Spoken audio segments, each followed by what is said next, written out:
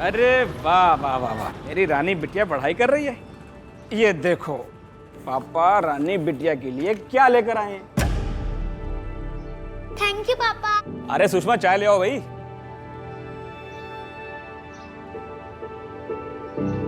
Mummy ये सवाल समझ नहीं आना, समझाना प्लीज। बेटा अभी नहीं, मैं खाना बना लूं फिर बताती हूँ।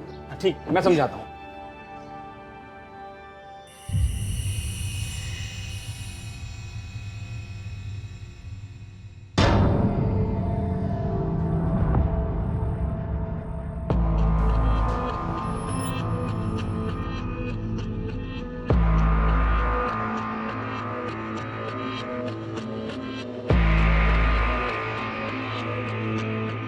हेलो जानेमन, कैसी हो? जैसे बिन पानी की मछली तड़प रही थी। कब से तुम्हारे फोन का इंतजार कर रही थी मैं। अच्छा सुनो ना, पहना क्या तुमने आज? नेल पेंट लगा रही हूँ। कपड़ों का बाद में बताऊंगी, अभी तक कुछ डिसाइड नहीं किया। कसम से स्वीटी, बहुत दिल कर रहा तुमसे मिलने का। तुम सामने देखने का, छूने का बहुत मन कर रहा। मिलो ना एक बार प्लीज। तो आ जाइए, देर किस बात की है, कर लीजिए अपनी हसरतें पूरी। सच बोल रही हो? मैं अभी आ जाऊंगा, बता रहा हूँ। कहाँ मिलना मुझे बताओ तुम, अभी आता हूँ।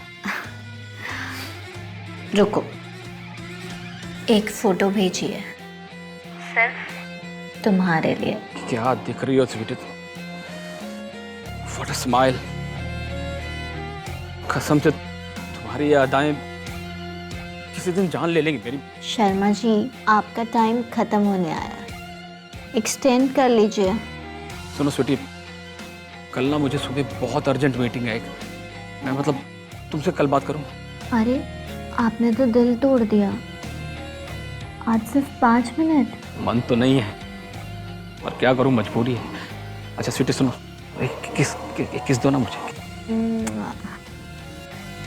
दोहरी जिंदगी जितनी कठिन होती है उतने ही भयंकर उसके दुष्परिणाम भी होते हैं। विनाश का ये वो द्वार है जो आज नहीं तो कल खुलता है, और जब खुलता है तो वो अपने साथ तबाहियों का ऐसा सैलाब लेकर आता है जिससे कई जिंदगियां उजड़ जाती हैं। ऋषि, तुमने बुलाया था? हाँ, तुमने लीव के लिए एप्लीकेशन दिया था ना? हाँ। अप्रूव हो गई। Rishi, Rishi thank you so much, you are such a darling. Rishi, ये सब क्या है? Termination letter? तुम ऐसा कैसे कर सकते हो? मैंने तुम्हें बताया था मेरे घर पे कितनी प्रॉब्लम चल रही है, फिर भी तुमने ऐसा किया। रोहन, प्रॉब्लम सबकी लाइफ में होती है। अभी कंपनी सबकी प्रॉब्लम सुनने बैठेगी तो कंपनी का दिवाला निकल जाएगा यार। ए, क्या बकवास कर रहे हो? हाँ, तुम यहाँ लोगों की छुट्टियां बांटते फिर रहे हो और तुमने मुझे नौकरी से निकाल दिया। ऋषि, हाथ कैसे लगा तुमने? मैं तुम्हें छोड़ूंगा नहीं। यार, मैं तुझे छोड़ूंगा नहीं ऋषि, मैं तुझे छोड़ूंगा नहीं, याद रखना। ये हो गया मेरा सूरज रेडी। ममता जल्दी करो यार, लेट हो रहा है, मंडे ट्रैफिक हो जाएगा। हाँ हाँ, आ गई आ गई आ गई। कैसी लग रही हो? अच्छी लग रही है। बस ममता ये गजरा निकाल दो यार, प्लाजा होटल में सही नहीं रहेगा। सरप्राइज! हैप्पी बर्थडे दीदी। Thank you. हैप्पी बर्थडे भाभी।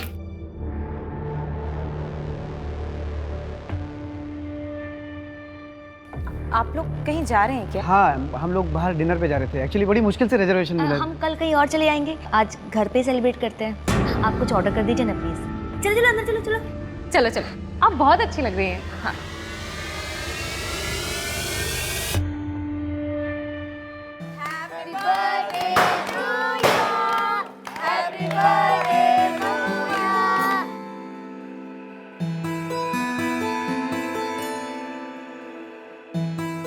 ऋषि, तेरा वो क्रिप्टो करेंसी का रेट कितना बढ़ा? कल तक बढ़ा हुआ था यार, लेकिन आज थोड़ा मार्केट डाउन है। मार्केट है ऊपर नीचे होता रहता है, लेकिन डिजिटल करेंसी इंडिया का फ्यूचर है। सही है यार। यार श्वेता, स्कूल की फीस इतनी बढ़ गई है, लूट मचा रखी है इन लोगों ने। हाँ यार ममता, सही बोल रही है तू।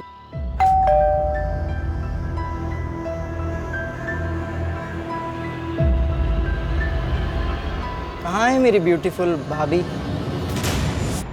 भाभी, हैप्पी बर्थडे। Thank you. अच्छा, ये करण को कैसे पता चला तुम्हारा बर्थडे है? मुझे कैसे पता ऋषि? मैंने थोड़ा ना बताया है। सॉरी, मैंने तुम्हारा मूड खराब कर दिया। एक्चुअली करण को देखते ही ना मुझे गुस्सा आ जाता है। मुझे उस पर बिल्कुल भी भरोसा नहीं है। तुम्हारे पर पूरा भरोसा है। हर मर्द की ना यही फेवरेट लाइन होती है। मम्मी मम्मी बचाओ, मम्मी मम्मी मम्मी बचाओ, मम्मी उधर कोई तो है, मम्मी मम्मी उधर कोई तो है, मम्मी उधर कोई तो है, मम्मी। आपका बैग। मैं क्या सोच रही थी कि सूरज को ना आज स्कूल नहीं भेजते हैं, वो बहुत डरा हुआ है। हाँ ठीक है, मैं भी ऑफिस से जल्दी आने की कोशिश करूँगा। चलो मैं निकलता हूँ।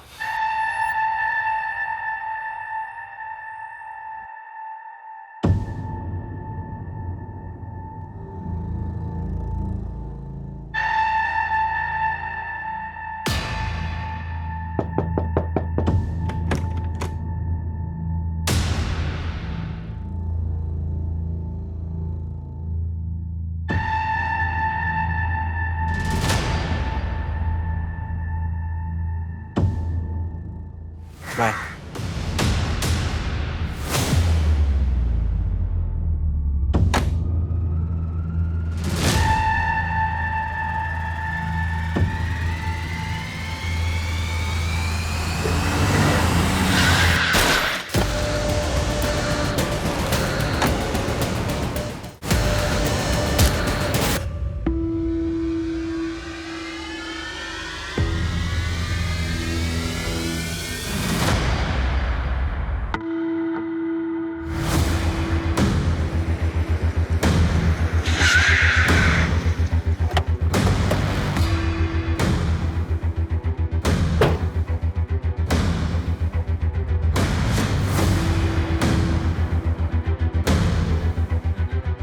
माथुर, कोई फाउल प्ले?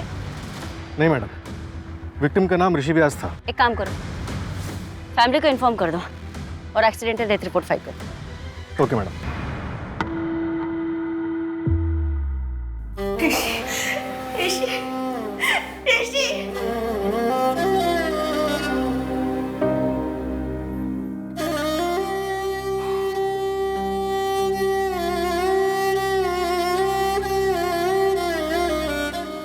मैडम, ऋषि की पोस्टमार्टम रिपोर्ट के मुताबिक उसकी मौत सर पे गहरी चोट लगने की वजह से हुई। लेकिन कार पे तो हमें कोई एक्सीडेंट के निशान नहीं मिले। इसका मतलब एक्सीडेंट इतनी फोर्सफुली नहीं हुआ कि ऑन द स्पॉट डेथ हो जाए। हाँ मैडम, अजीब बात तो है। और एक बात मैडम, ये ऋषि व्यास प्रीति पुष्कर का जीजा है। प्रीति पुष्कर समीर पुष्कर की वाइफ है नहीं? हाँ मैडम, प्रीति और ममता दोनों कजन्स हैं। कितने साल हुए इनकी शादी को? 5 साल। भैया 45 तो बहुत ज्यादा है, 35 थे ना, आप 40 लगा। अरे किस बात के 40 रुपए कह रही हो यार प्रीति तुम? 35 रुपए से 1 रुपए ज्यादा नहीं देंगे, लेना तो लो, नहीं तो अपना। अब इतने में नहीं हो पाएगा, तो फिर एक काम करो, अब जाओ। यार प्रीति, ऐसे लोगों ने सर पे नहीं चढ़ाते यार। और तुम ऐसे पैसे बांटती रहोगी तो फिर तो हमने खोल लिया रेस्टोरेंट। समीर, उसकी बीवी बीमार थी। तो हमने ठेका ले रखा है इस बात का। अच्छा ठीक है, तुम गुस्सा मत हो, तुम बैठो, मैं चाय लेकर आती हूँ। सुनो प्रीति, आज शाम को तुम ममता दीदी के यहाँ पे जा रही हो ना? हाँ तो आते हुए ऑटो मत करना, मैं तुम्हें बाइक से पिक करूँगा। ठीक है।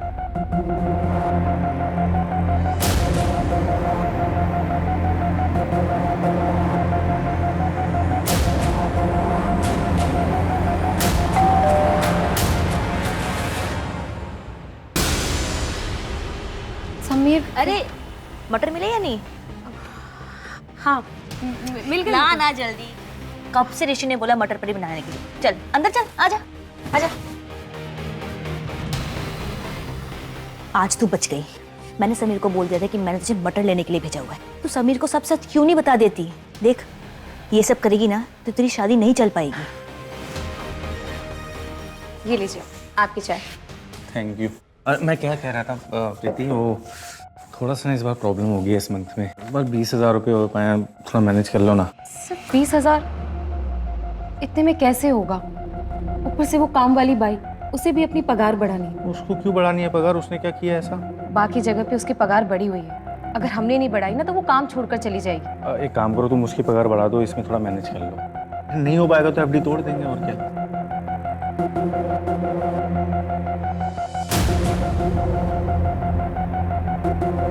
समीर, डॉक्टर ने बोला है कि अगर इस बार भी मैं प्रेग्नेंट नहीं हुई तो IVF कराना पड़ेगा।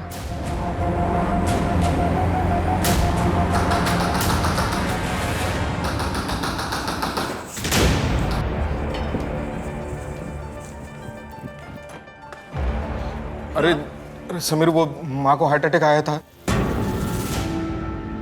बगल वाले मिश्रा जी ने माँ को एडमिट किया है हॉस्पिटल में।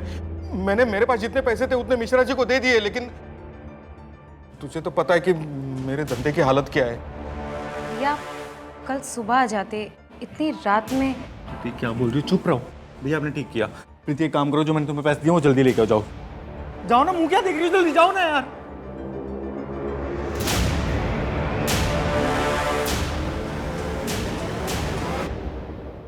लेकिन तरुण भैया की भी तो कोई जिम्मेदारी बनती है ना, सब कुछ तुम ही क्यों करते हो? समीर तुम समझते क्यों नहीं हो कि अगर हमें आईवीएफ कराना पड़ा तो बहुत खर्चा आएगा, ऊपर से बच्चा पालने की जिम्मेदारी भी तो होगी। इसलिए अपने आप को दिन रात घिस रहा हूँ ताकि अपने रेस्टोरेंट खोलने का सपना पूरा कर सकूं। मुझे नहीं चाहिए कोई रेस्टोरेंट, ये मेरा सपना कभी नहीं था। समझ में आया तुम्हें? तुम अच्छी कुक हो, इसलिए मैंने रेस्टोरेंट खोलने का फैसला किया था। हाँ, ये फैसला तुम्हारा था, मुझसे पूछा तुमने? मुझे नहीं बनना कोई शेफ, समझ में आया? ठीक है, फिर मुझे भी नहीं करनी जॉब, नहीं रहना मुझे ऑफिस में, नहीं करना एक्स्ट्रा आवर्स काम, नहीं सुननी मुझे बॉस की गाली। करता हूँ ना मजबूरी में, नहीं करना चाहता हूँ। इतना अपसेट और डिप्रेस रहता हूँ, फ्री पिज्जा के नाइट में स्टैंड अप कॉमेडी करता हूँ। क्यों? क्योंकि मुझे घर चलाना है। और एक बात याद रखना प्रीति, आगे से मेरे घर वालों को एक शब्द मत बोलना तुम बस। तुम्हारा भाई और तुम्हारी माँ दोनों ही तुम्हारा इस्तेमाल कर रहे हैं। ये जिस घर में तुम रह रहे हो ना, मेरे पापा का दिलाया हुआ है, वरना तुम्हारे पास तो रहने के लिए घर भी नहीं था। लूजर हो तुम, ना मुझे बच्चा दे सके, ना ही लाइफ में कुछ कर सके। चले क्यों नहीं जाते मेरी लाइफ से तुम?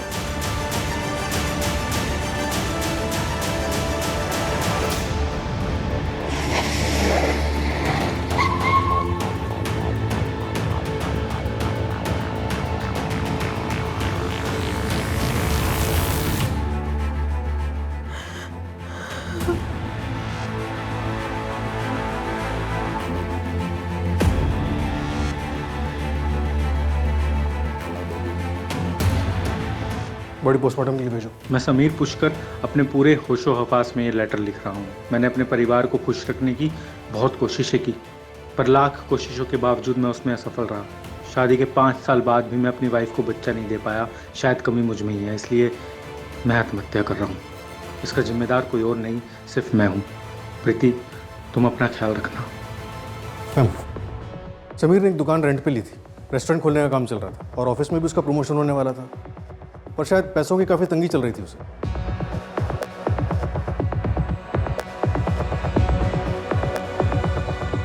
प्रीति, मैं तुम्हारी हालत समझ सकती हूँ, लेकिन हमें इस सुसाइड लेटर से मैच करने के लिए समीर के हाथों लिखा हुआ कोई भी किताब, अकाउंट बुक, कुछ भी जिसमें वो कुछ लिखता हो, ऐसा कुछ मिल सकता है?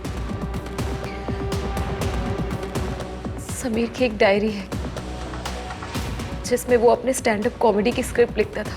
प्लीज।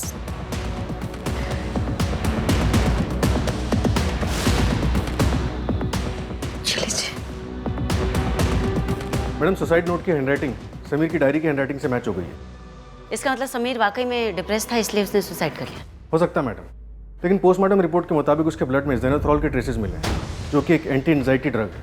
इसको लेने से ज़्यादा आदमी बेहोश हो सकता है या वर्स्ट केसेस में पैरालाइज्ड हो सकता है, लेकिन मर नहीं सकता। ऐसा भी तो हो सकता है ना माथुर, कि समीर ने अपनी सुसाइड को इजी बनाने के लिए इन मेडिसिन का सहारा लिया। प्रीति से रिलेटेड कुछ मिला? मैडम, सुसाइड वाले दिन वो अपनी बहन ममता के घर पे थी, लेकिन इंटरेस्टिंग बात यह है कि प्रीति के मुताबिक वो हफ्ते में 3 दिन अपनी बहन के घर जाती थी, मंडे, वेंसडे और फ्राइडे। लेकिन उसके कॉल रिकॉर्ड चेक करने पे पता चला कि वो कल के अलावा अपनी बहन के घर थी ही नहीं। तो ये प्रीति झूठ बोलकर जाती कहाँ थी? उसकी call location main market area की है। एक काम करो माथुर, मार्केट में उसकी फोटो घुमाओ। अगर वो रेगुलर थी तो किसी न किसी ने तो देखा ही हो। Okay madam. इससे पहले आप कोई भी उल्टी सीधी बात सोचें, मैं आपको पूरी सच्चाई बता देती हूँ। मंडे, वेडनेसडे और फ्राइडे मेरे लॉ क्लासेस होते हैं। ये मनीष है, मेरा फ्रेंड, लॉ क्लासेस में मेरे साथ ही पढ़ता है। आप चाहे तो मेरी क्लासेस के नंबर ले सकती हैं, वहाँ जाकर आप तसल्ली कर सकती हैं। तो तुम अपने पति समीर को झूठ क्यों बोलती थी? क्योंकि वो नहीं चाहते थे कि मैं लॉ करूं। वो मुझे अपने रेस्टोरेंट में शेफ बनाना चाहते थे, लेकिन मुझे लॉ करना था। मैं उन्हें हर्ट भी नहीं करना चाहती थी। मैम, आपके और कोई सवाल है तो आप मुझसे डायरेक्टली पूछ सकती हैं। ठीक है, तो डायरेक्टली ही पूछ लेती। कहीं ऐसा तो नहीं कि तुमने अपने पति समीर को मार दिया और उसकी मौत को सुसाइड का नाम देने की कोशिश कर रही हैं? ये क्या बोल रही हैं मैम आप? मैं अपने पति से बहुत प्यार करती हूँ, वो डिप्रेस थे, इसलिए उन्होंने सुसाइड किया। और मुझे छोड़। इस केस को आत्महत्या करार दे दिया गया था। माथुर, जहाँ पर हमें ऋषि की कार मिली है वो उसका रेगुलर रूट नहीं था, तो फिर वो वहाँ क्यों गया होगा? पता कर रहे हैं मैडम, लेकिन एक बात पता चली, ऑफिस के बाद ऋषि मेन मार्केट एरिया में रुका था जो उसके घर के रास्ते में पड़ता है। चलो मान लेते हैं शायद किसी से मिलने गया हो। और किससे? कॉल रिकॉर्ड्स में तो कुछ नहीं मिला। शायद ऑफिस के लैंडलाइन से कॉल किया, डिटेल्स मंगवाई है। उसके ऑफिस में कुछ मिला?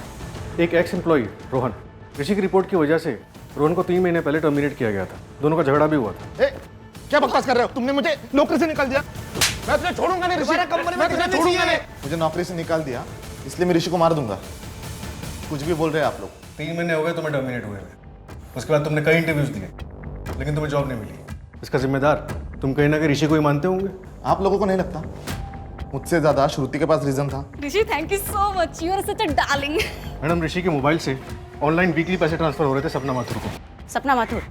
और हादसे वाले दिन ऋषि सपना माथुर से ही मिलने गया था मार्केट एरिया में। मैं साइकेट्रिस्ट हूँ। ऋषि के बेटे सूरज का ट्रीटमेंट कर रही हूँ। उसको नाइट टेरर्स आते हैं। मम्मी उधर कोई तो। बेटा कोई नहीं, पापा है ना यहाँ पे? कब से? पिछले 6 महीने से।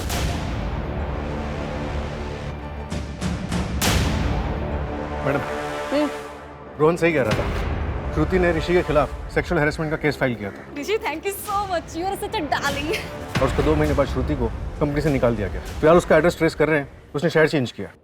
मैडम एक बात, प्रीति की शादी कर ली मैडम। गुड, लाइफ में मूव ऑन हो गई। लेकिन मैडम उसने मनीष से शादी की। ये मनीष है, मेरा फ्रेंड। ये प्रीति और कितने दिन रहने वाली यहाँ पे? धीरे बोलो, अभी अभी तो आई है वो। अभी तो उसके पति ने आत्महत्या की है। तो क्या विधवा आश्रम खोल रखा है मैंने? और अभी का क्या मतलब है? महीना भर हो गया उसके पति को मर के। अगर इतनी परेशानी है ना तो मैं रेंट पे कर दूंगी, कोई एहसान नहीं चाहिए आपका। प्रीति, कैसे बातें कर रही है तुम? माफी मांगो चलो। अच्छा, अगर ये बोलेंगे तो चलेगा, मैं कोई माफी वाफी नहीं मांगने वाली। प्रीति, निकल जा अभी के अभी, इससे पहले मैं तुझे धक्के मार के निकाल दूं। निकल जा। दीदी, जीजू बहुत गुस्से वाले थे, पर पूरे घर को संभाल कर रखते थे, और अब आपको संभालना है, सूरज को। आप प्लीज हिम्मत से काम लीजिए। ऑफ कोर्स मैम, मैं ऋषि के साथ ही काम करता था। पूरे ऑफिस को पता था कि श्रुति ने कंप्लेंट की, लेकिन ऋषि का कहना था कि श्रुति ने उसे सेक्सुअल फेवर ऑफर किया था प्रमोशन के लिए। प्रथमेश, आप कंपनी में सेक्सुअल हैरेसमेंट कमेटी में भी थे, लेकिन श्रुति के कंप्लेंट करने के 2 महीने बाद आपने उसे रिजाइन करने के लिए कहा। हाँ, उसके पीछे एक वैलिड रीजन था। हाँ, मेरे हस्बैंड की डेथ ऑन ड्यूटी हुई थी। रेलवे डिपार्टमेंट में कंपेंसेशन के लिए ऑफिसर ने पहले मुझसे पैसे मांगे थे, और फिर सेक्सुअल फेवर भी। देखिए मैडम, मैं सच कह रही हूँ, ऋषि ने मेरे साथ जबरदस्ती करने की कोशिश की थी। ऋषि, तुमने बुलाया था? हाँ श्रुति, आओ बैठो। How are you? I am good. Good.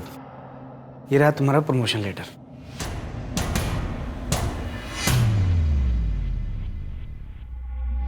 Rishi, thank you so much, you are such a darling. Thank you. तुम डिजर्व करती हो, और उम्मीद करता हूँ कि तुम मुझे खुश करने में कोई कमी नहीं छोड़ोगी। What the hell? क्या बदतमीजी है ये? अरे इसी के लिए तो तुमको इतना बड़ा प्रमोशन दिया। और बाय द वे, सिग्नल तो तुमने ही दिया था। Rishi, yes, you such a darling. दिमाग खराब है तुम्हारा? देखो श्रुति, तुम्हारे पास 2 ऑप्शन हैं, या तो तुम ये केस कंटिन्यू करो या फिर खुद रिजाइन दे दो। और इस बात का ध्यान रखना, अगर ये तुम केस कंटिन्यू करोगी तो तुम्हारे उस रेलवे डिपार्टमेंट वाले केस पर भी असर होगा। वहाँ नहीं समझेंगे कि कई बार हेरेसमेंट हो सकता है, हम समझ रहे हैं। तो घबरा क्यों रहे हो? ऋषि तो ये डिजर्व करता ही था, और एक्सीडेंट हुआ है तो इन्वेस्टिगेट तो होगा ही। मैडम, मैं कॉल करती हूँ बेटा।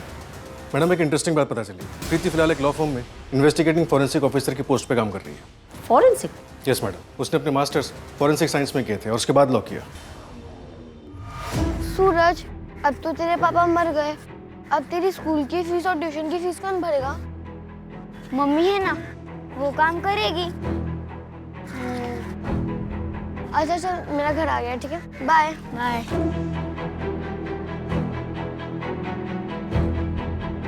तुम अकेले क्यों आई? कहा था ना मैं आऊंगी लेने।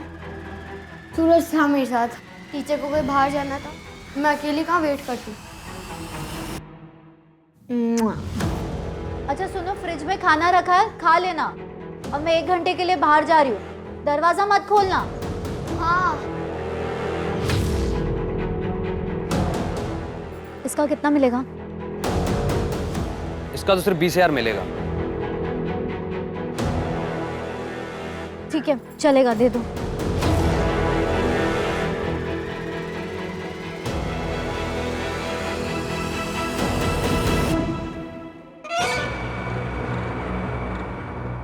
ये लो, 20,000 है।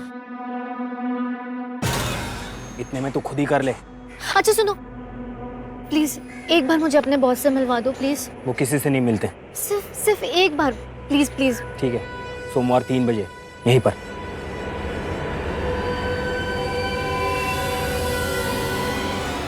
ये देखिए मैडम, ये ब्लड मार्क्स है। इसका मतलब एक्सीडेंट नहीं, अटैक हुआ है।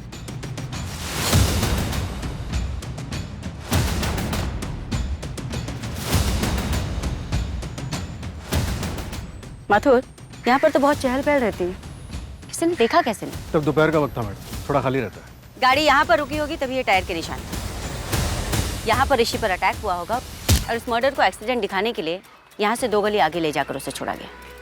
अगर ये सोची समझी साजिश है माथुर, तो कातिल बहुत ही शातिर है। पापा छोड़ो मुझे, छोड़ो पापा, प्लीज छोड़ो मुझे, छोड़ो पापा।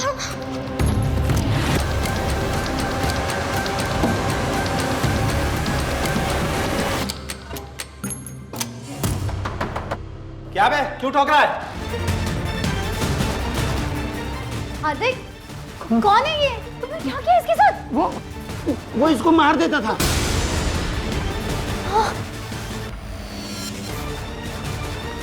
बेटा बेटा उठो उठो, आँख खोलो। मैडम श्रुति का तो कुछ पता नहीं चला, लेकिन ऋषि और प्रीति के बीच एक लिंक मिला है। समीर की मौत के बाद तकरीबन 2 सालों तक ऋषि ने प्रीति के अकाउंट में पैसे ट्रांसफर किए थे, प्रॉपर्टी का केस लड़ने के लिए। कैसी प्रॉपर्टी?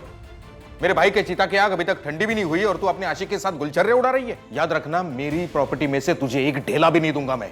सब कुछ हमारा खरीदा हुआ है, हर चीज में समीर के पैसे लगे हैं। अब आज वो नहीं है तो आप हर चीज हड़पना चाहते हैं, ये मैं होने नहीं दूंगी। कोर्ट तक घसीटूंगी आपको। तुझे जहां जाना है वहां जा, लेकिन मैं तुझे एक फूटी कौड़ी नहीं दूंगा प्रॉपर्टी में से। प्रीति, कोर्ट केस लड़ने में मैं तुम्हारी हेल्प कर सकता हूँ, लेकिन केस सेटल होने तक तुम शादी नहीं कर सकती।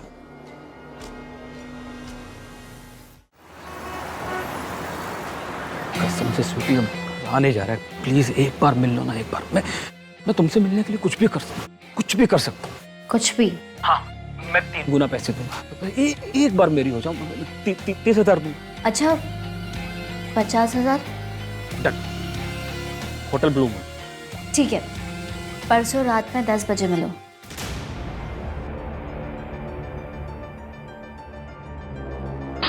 हार्दिक, फिर से? माँ को हार्ट अटैक आया है, बाईपास करना पड़ेगा, बहुत पैसे लगेंगे। तुम टेंशन मत लेना, सब ठीक हो जाएगा। मैडम, ऋषि क्रिप्टो करेंसी में ट्रेडिंग करता था, उसके लिए उसने टोटल 1.5 करोड़ रुपए उठाए थे। 90 लाख घर पे लोन से और 60 लाख दूसरे इन्वेस्टर से। इतनी बड़ी इन्वेस्टमेंट? पता करो किस किस से पैसे लिए थे। मैडम 20 लाख तो उसने छोटे मोटे इन्वेस्टर से लिए थे और बाकी 40 लाख अपने ऑफिस के दोस्त प्रथमेश से। देख ऋषि, मुझे पता है क्रिप्टो करेंसी मार्केट बहुत ऊपर गया है, मुझे प्रॉफिट पे कम से कम 30% चाहिए। तेरा दिमाग खराब हो गया प्रथमेश, तूने मुझे 40 लाख रुपया दिया था, वो भी 10% इंटरेस्ट पे। अभी मार्केट में लॉस हो या प्रॉफिट, उससे तेरा कोई लेने देना नहीं है। क्यों नहीं लेना देना भाई? तूने जो प्रॉफिट कमाया ना, मेरे पैसों से कमाया है। क्या कर रहा है? हाँ, ये तेरा 40 लाख 10% इंटरेस्ट के साथ तेरे अकाउंट में आ गया, चेक कर। अभी तेरा मेरे साथ क्लियर, ठीक है?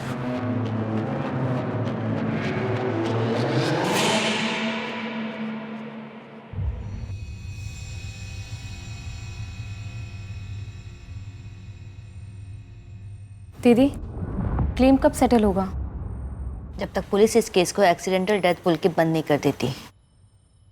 एक बार ये झंझट खत्म हो जाती तो इंश्योरेंस के पैसे मिल जाते और फिर घर चलाने में भी कितनी आसानी होती। हाँ, पर इन सब झंझटों की वजह से लगता है कि सब कुछ छोड़ दूँ। नहीं दीदी, बहुत बड़ी अमाउंट है ये, और फिर जीजू ने ये सब आप लोगों के लिए तो करवाया है ना। 1 करोड़ का लाइफ इंश्योरेंस? हाँ मैडम, लेकिन ये क्लेम अभी तक सेटल नहीं हुआ है जब तक कि हम मर्डर को रूल आउट नहीं कर देते। मैडम, रोहन की सीडीआर रिपोर्ट से पता चला है कि लगातार वो एक नंबर से बात कर रहा है। कहाँ का नंबर है? दिल्ली का है मैडम। किसका? अर्चना मिश्रा के नाम से रजिस्टर्ड है। अर्चना मिश्रा? केस में नया ताश का पता कहाँ से आ गया? माथुर, तुम दिल्ली के लेंगे। Okay madam.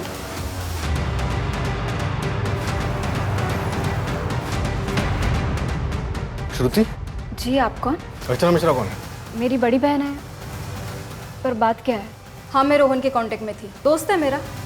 पर इसका मतलब ये नहीं कि हम दोनों ने मिलकर ऋषि को मार दिया है। मैंने आपसे ये तो नहीं पूछा। तो पूछेंगी।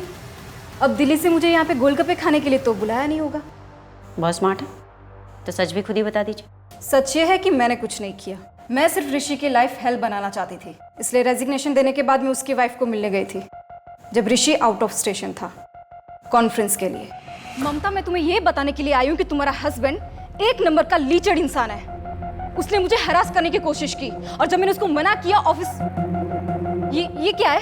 ये किसने किया? क्या चाहिए आपको? आप ये बताइए। ऋषि ने किया ना ये? साला कमीना, तुम्हारे साथ भी। देखिए, आप जो भी हैं मेरे पति के बारे में उल्टा सीधा मत बोलिए प्लीज। ममता, तुम कैसी औरत हो? जिससे मार खाती हो उसी की पूजा करती हो। छोड़ दो उसे। अपनी बकवास बंद करो एंड प्लीज दोबारा यहाँ मत आना, प्लीज।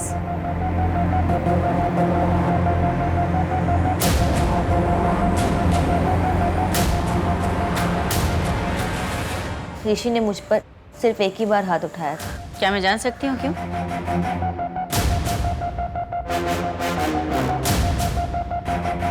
कॉफी। थैंक यू भाभी। अच्छा, तो मेरे पीठ पीछे सूरज की पढ़ाई के नाम पे ये सब चल रहा है घर में। चलता हूँ। कैसी बातें कर रहे हो तुम?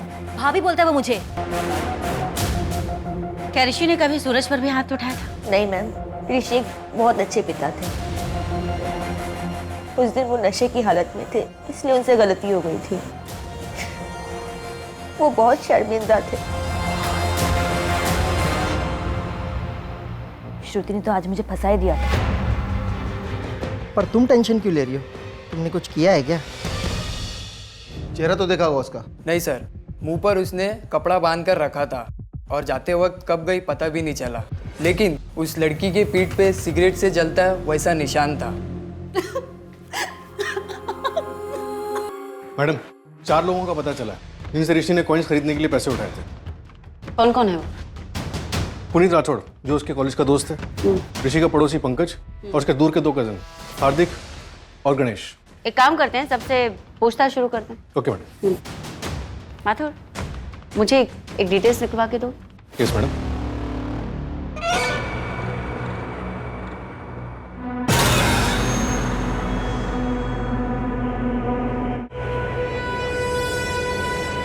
कहाँ है तुम्हारे बॉस? मुझे उनसे मिलना है। ये तुम बॉस हो? हाँ, तो बोल क्या काम था? देखो, मेरे पास सिर्फ 20,000 है, प्लीज मेरा काम कर दो। ए बेवकूफ औरत, मना किया था ना तुझे, इतने कम में नहीं होगा। मुझे लगा तू और पैसे लेकर आएगी। देख, कम से कम 1 लाख रुपए लेते हैं, तेरे लिए 50,000 कर देंगे। इससे कम नहीं होगा, जब होगा तब आना।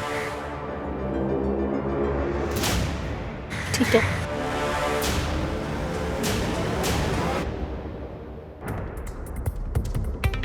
माथुर, ऋषि ने जिन 4 लोगों से पैसे लिए थे उसमें से तीसरा बंदा है ना? हाँ मैडम, हार्दिक नाम है इसका और चौथा है गणेश। फिलहाल वो नागपुर में है, वहाँ के लोकल पुलिस को इन्फॉर्म कर दिया, वो लोग पूछताछ करेंगे। जी, हार्दिक पांडे का घर यही है? हाँ, हार्दिक मेरे हस्बैंड है। बुलाइए उन्हें। ऋषि व्यास मर्डर केस को लेकर उनसे कुछ पूछताछ करनी है। लेकिन हार्दिक का तो 20 तारीख को किडनैप हो गया है।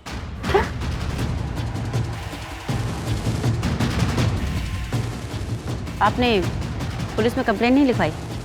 नहीं मैडम, वो लोग ने मुझे धमकी दी थी कि अगर मैंने पुलिस में कंप्लेंट की तो वो लोग मेरे पति को जान से मार देंगे।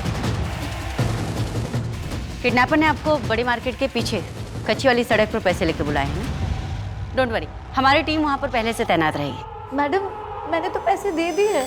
क्या?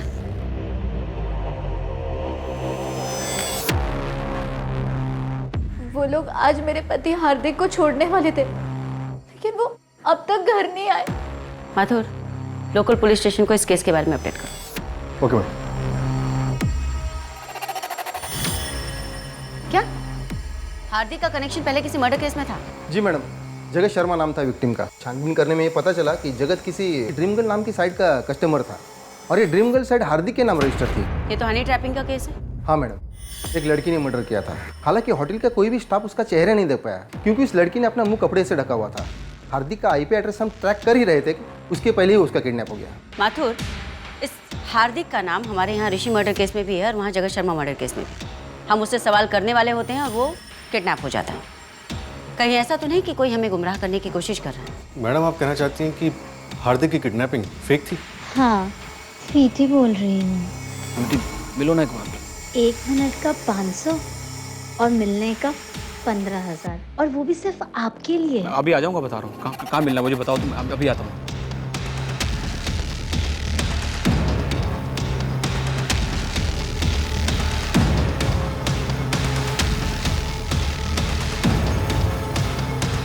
मैडम, हार्दिक की लास्ट बात उसकी वाइफ से यानी कविता से हुई थी।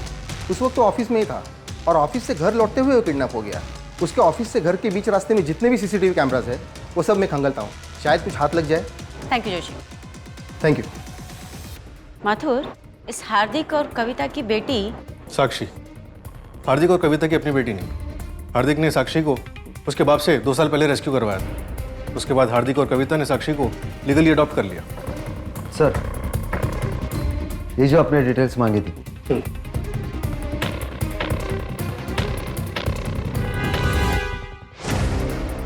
मैडम,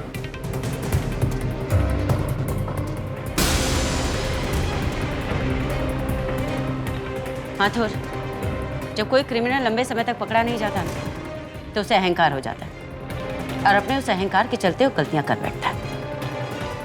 हमें उस सही वक्त का इंतजार करना है कि वो गलती करे और हम उसे तब पूछें। अहंकार में तीनों गए कुल गौरव और वंश, ना मानो तो देख लो रावण कौरव कंस। हमें हमारे कर्मों की सजा मिलती है। समय सर्वशक्तिमान है। आपका मित्र कौन है, आपका शत्रु कौन है, ये बात सिर्फ समय ही बता सकता है। हाय साक्षी। अच्छा सुनो, मैं 1 घंटे के बाद तुम दोनों को लेने आऊंगी, लेकिन अकेले घर मत आना, ठीक है?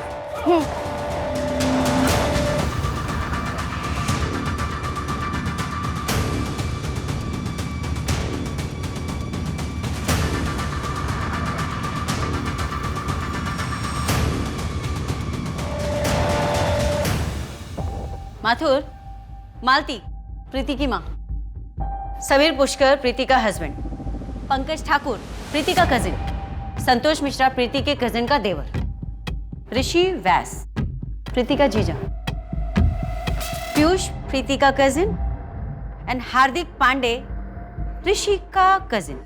माथुर, कहीं ना कहीं ये सारे लोग एक दूसरे से जुड़े हुए, एक ही फैमिली के। मैडम, ये संतोष और पीयूष, इन दोनों की डेथ नेचुरल नहीं हुई थी। इसका सीधा सा मतलब है कि इसकी प्लानिंग बड़ी ही सटीक तरीके से की गई। लेकिन इन लोगों में कॉमन तो कुछ भी नहीं। मोटिव क्या हो सकता है? माथुर, मुझे मेडिकल बोर्ड का नंबर लाकर। मालती के अलावा ये सभी लोग अपने पीछे अपनी पत्नी को छोड़कर गए और इनकी पत्नियों ने अपने आसपास के क्लिनिक में कभी ना कभी अपनी मारपीट के घाव का इलाज करवाया। तो क्या मैडम इन सबकी पत्नियों ने इनको मारा होगा? नहीं, एक काम करो माथुर, मुझे कुछ केसेस की फाइल्स चाहिए, उनकी बैकग्राउंड हिस्ट्री भी। इन सभी विक्टिम्स के घर वालों के बैंक स्टेटमेंट निकलवाओ, उनकी डेथ के आसपास के। और मुझे कविता की बेटी साक्षी से भी बात करनी है। साक्षी, कुछ बोलो बेटा। अच्छा, डोंट क्राई, डोंट क्राई। मैंने उन्हें पापा समझा था, लेकिन वो मेरे साथ गंदा काम कर रहे थे और माँ भी किसी और आदमी के पास भेजते थे। साक्षी, ओके ओके, कूल।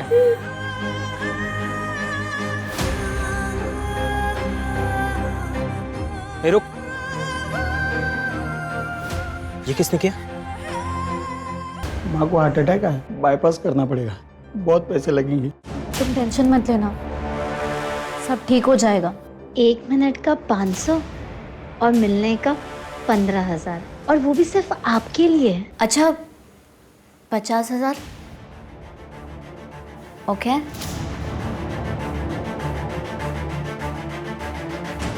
कल की बुकिंग है, मोटी पार्टी है, 50,000 मिलेंगे। देखो, तुम जो बोलोगे ना वो सब मैं कर लूंगी। प्लीज प्लीज ये सब मत कराओ। ए चुप, तुम रुको, मैं भी आता हूँ।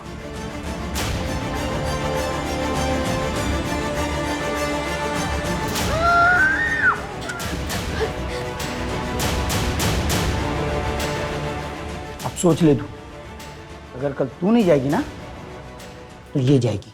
नहीं नहीं साक्षी नहीं, मैं जाऊंगी। हाँ पक्का मैं जाऊंगी, प्लीज उसे छोड़ दो। Good girl. चल। हेलो, मैं स्वीटी, और आप? संजू, आपकी आवाज बहुत प्यारी है, आपसे मिलना चाहता हूँ।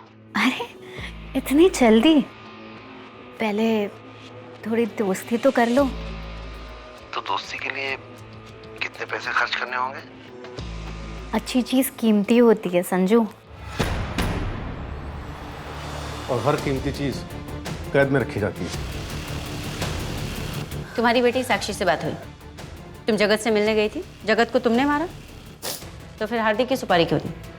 उसे भी मारी देती। वो मैं हार्दिक के ब्लैकमेल करने की वजह से गई थी, पर मैं हार्दिक को मारने की हिम्मत नहीं जुटा पाई, इसलिए मैंने सुपारी दी थी। किसको दी थी उसकी सुपारी? ये किसने किया?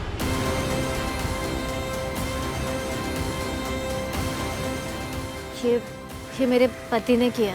मेरी बेटी के शरीर पे भी ऐसे जख्म दिखेंगे। तुम मुझे 10,000 कम देना, लेकिन उस हार्दिक कमीने को मैं तड़पा तड़पा के मारूं। मुझे माफ कर दो।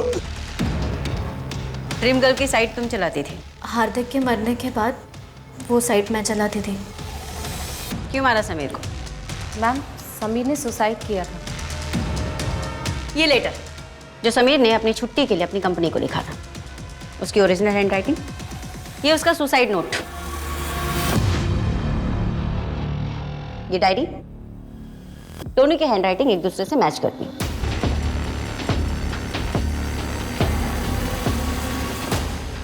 तुम सोच रहे हो कि हमें कैसे पता चला?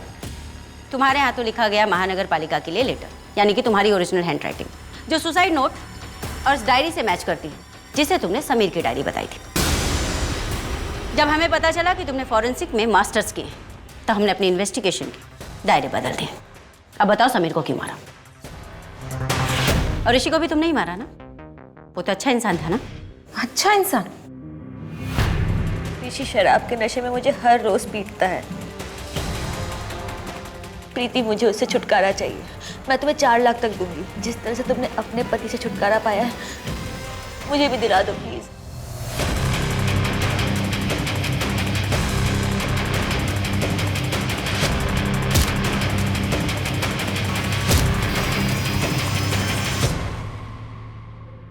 ऋषि के लिए हम श्योर नहीं थे, अच्छा हुआ तुमने खुद ही कन्फेस कर दिया। Suicide, poison, fake kidnapping, accident और फिर मर्डर। इतनी सब प्लानिंग क्यों? किस लिए? हमें गुमराह करने के लिए या पैसे के लिए? पैसे और सेटिस्फेक्शन दोनों के लिए। सोशल सर्विस कर रही थी मैं। ऐसे पतियों को जीने का कोई हक नहीं जो अपनी पत्नियों पर जुल्म ढाते हैं। तो तुम इन हाउस हस्बैंड किलर।